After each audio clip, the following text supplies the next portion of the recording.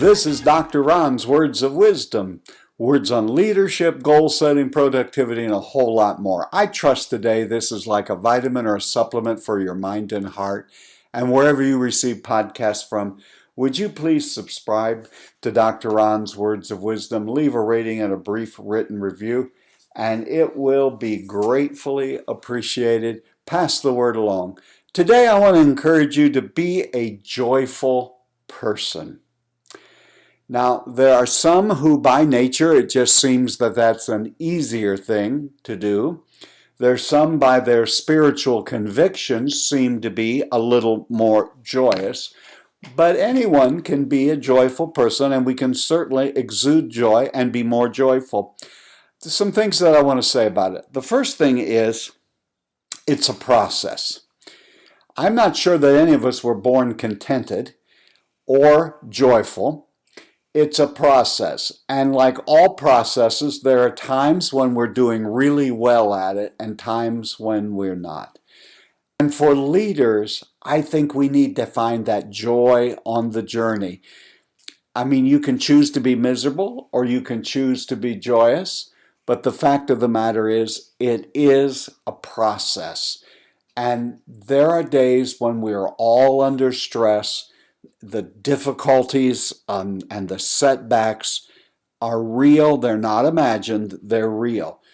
And there are days where you will have to muster all of your courage to remain a joyful person. And then there are times when everything is going well. You've had answers to prayer. Things are going much more effectively than you could have ever imagined.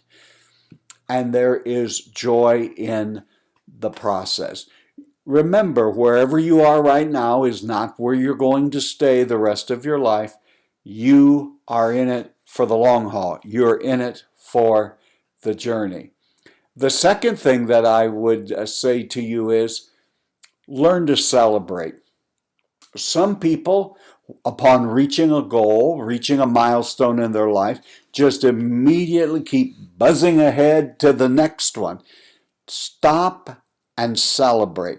Now, I understand we celebrate births and graduations and weddings and all sorts of things of that nature, a career promotion, whatever it may be.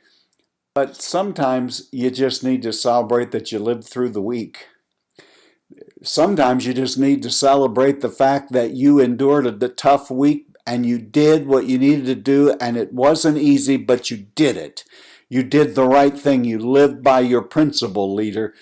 And that's a wonderful time to celebrate. As a matter of fact, I'm kind of the opinion that just about anything that happens is a good cause for celebration.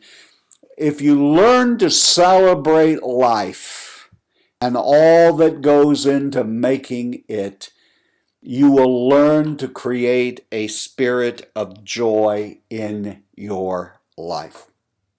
The third thing that I want to say about joy is it's a choice. Now, you can just say, well, no one ever in my family was very joyous. We come from a long line of very stern people. You don't know, Dr. Ron, the things that have happened to me. And sure enough, that is true. But you have to come to a whole different mindset. Life really is only about 10% of what happened to you and 90% how you reacted to it.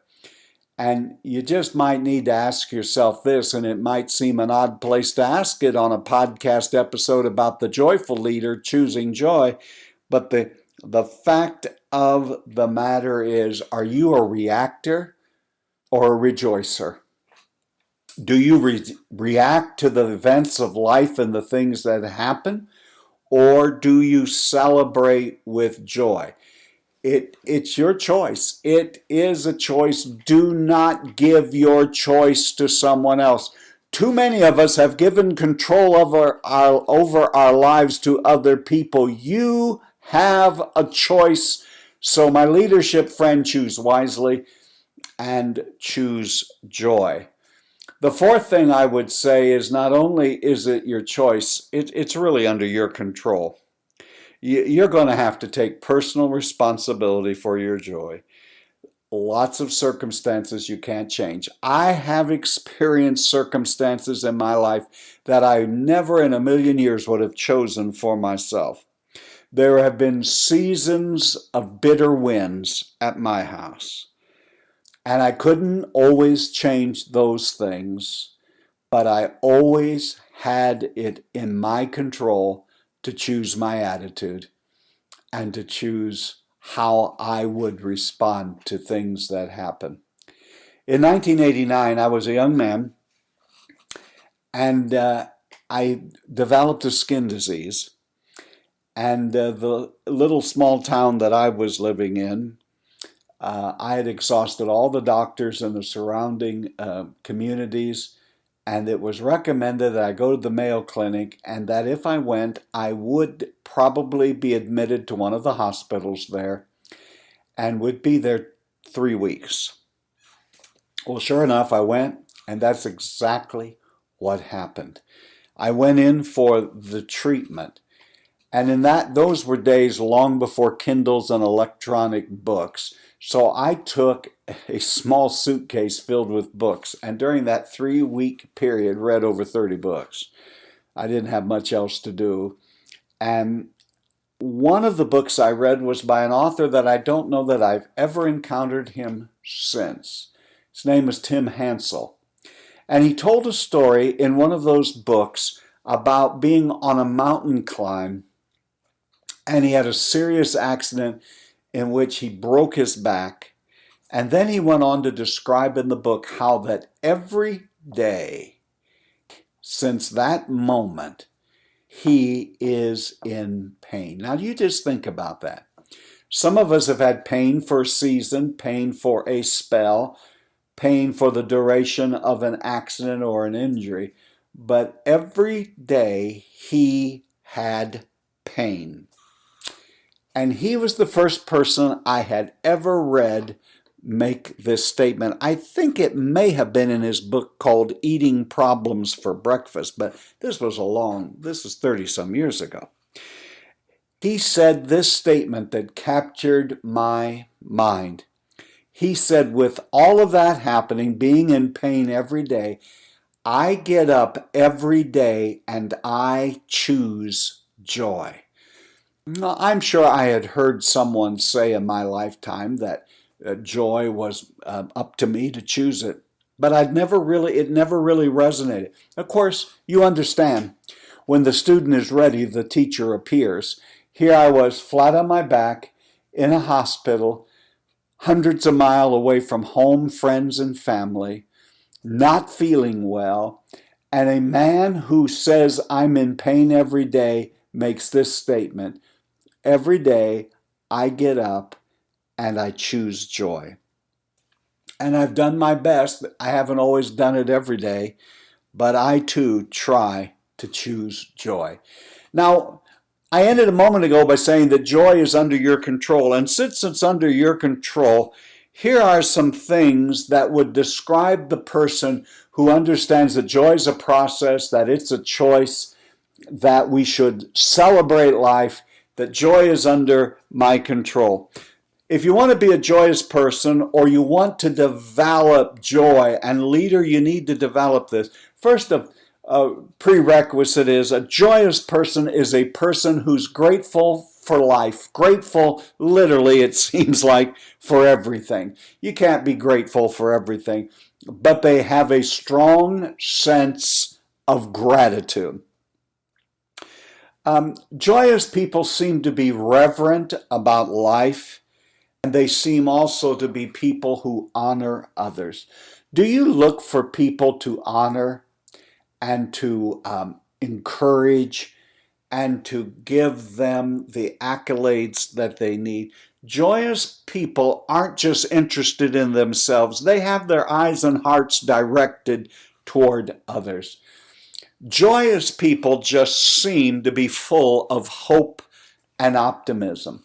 Now, you may live right now in a situation that doesn't seem very hope-filled, so you need to be the one who carries the hope and carries the joy and carries the optimism into that situation. That's what joyous people do. Joyous people, by and large to me, from my observations, appear to be some of the most compassionate people in the world. And they seem to also not only choose joy, they're the kind of people who seem to choose kindness, to try to reach out and help other people. And leaders, it's not above us to be doing that. Joyous people seem to be much more readily able to forgive others. You have to let go of the trespasses of life. You have to release people. You can't live and become the warden of the prisoner of grudges.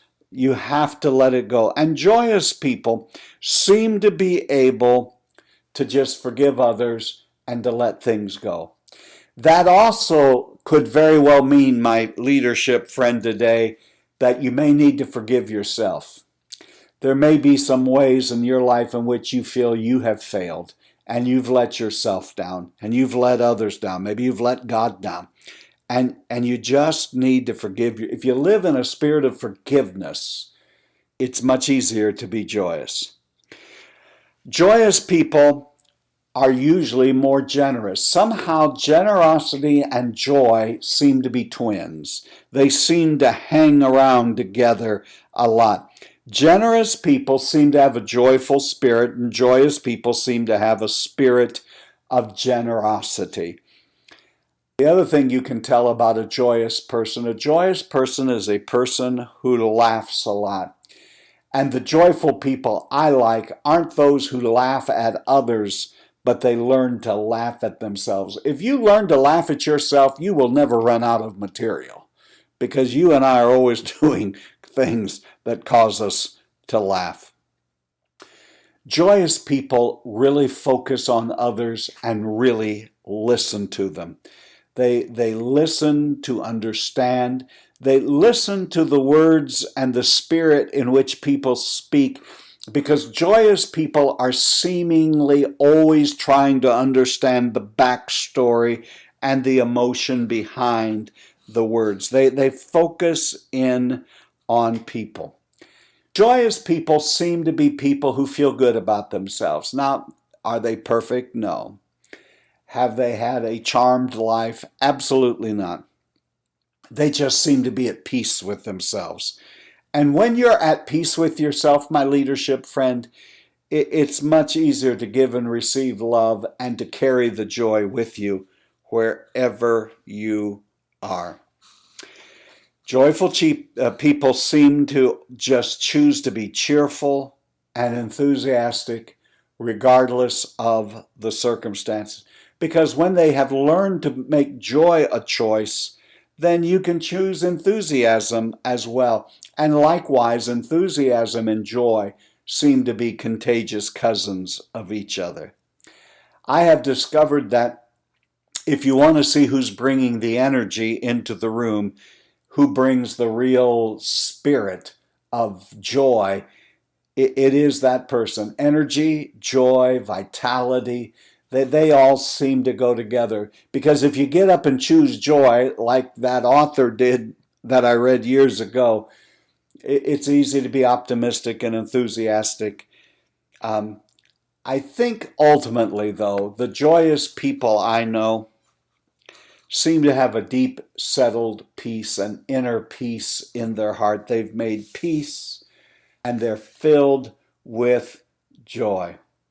So I would just say to you, leader, that's not something we see as a leadership attribute very often, this idea of joy.